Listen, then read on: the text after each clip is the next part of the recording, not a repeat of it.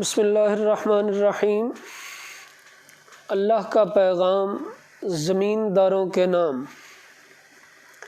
قرآن کریم میں اللہ تعالیٰ یہ پیغام دیتا ہے وَآتُوا حَقَّهُ يَوْمَ حَصَادِهِ، جس دن تمہاری فصلیں پک کر تیار ہو جائیں اور تم انہیں اتارنے جاؤ تو اپنے گھر لانے سے پہلے اللہ کا حق اس میں سے منہا کر دو۔ یہ اللہ کا حکم ہے۔ اس حکم کے تحت کچھ مسائل آپ حضرات کی سامنے رکھتا ہوں۔ پہلا مسئلہ یہ ہے کہ یہ زکوٰۃ ہی کا ایک حصہ ہے۔ یہ فصل اور پھل اور پھولوں کی زکوٰۃ ہوتی ہے۔ جس طرح زکوٰۃ ادا کرنا فرض ہے، اسی طرح فصلوں کا یہ حصہ ادا کرنا بھی فرض ہے۔ جس طرح زکوٰۃ کا جان بوجھ کر سمجھتے ہوئے انکار کرنے والا کافر ہے، اسی طرح فصلوں کی اس زکوٰۃ کا انکار کرنے والا بھی اسی زمرے میں آتا ہے۔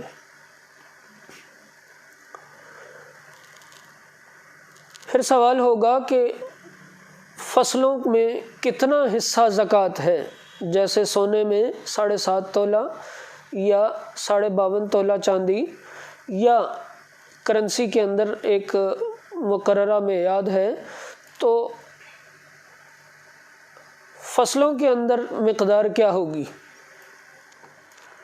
اس حوالے سے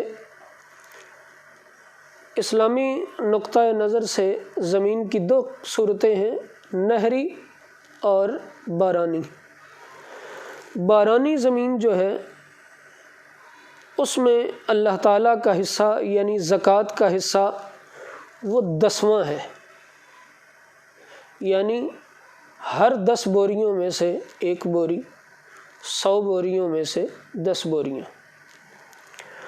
اور جو زمین نہری کہلاتی ہے، یعنی جہاں آپ پانی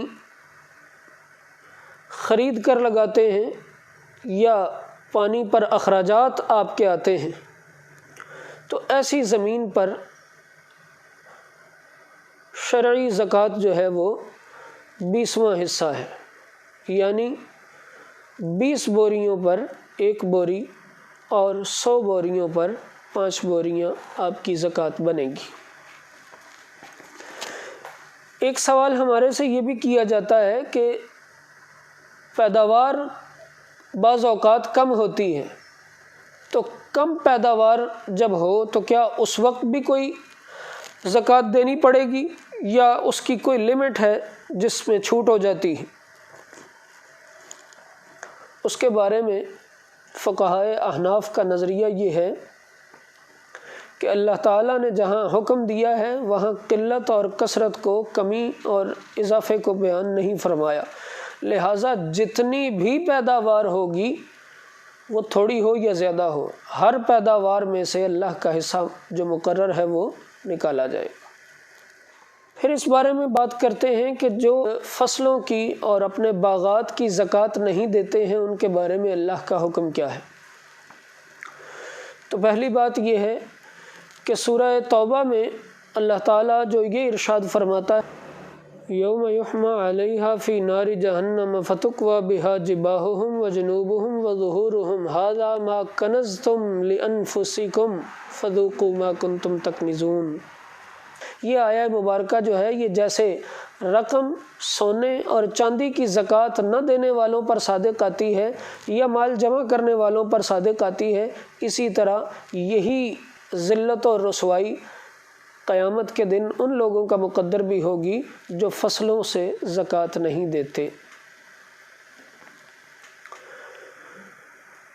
دوسری بات سرور دو عالم صلی اللہ علیہ وسلم کی حدیث مبارکہ سے، سرکار دو عالم صلی اللہ علیہ وسلم نے باقاعدہ فصلوں کی، باغات کی اور دیگر چیزوں کی زکوٰۃ اکٹھی کرنے کے لیے باقاعدہ افراد مقرر فرمائے۔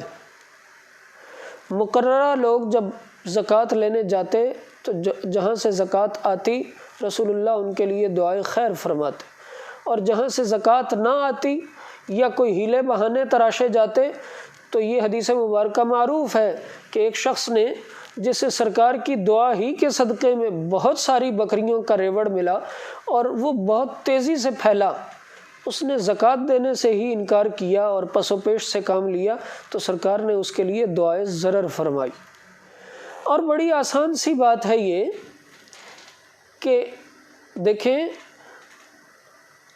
اللہ تعالیٰ اپنے فضل اور کرم سے ہماری فصلوں کو اگا رہا ہے اور ان میں سب کچھ ہمارے کھانے پینے کے معاملات مکمل فرما رہا ہے، یہ اس کا کرم اور اس کا فضل ہے۔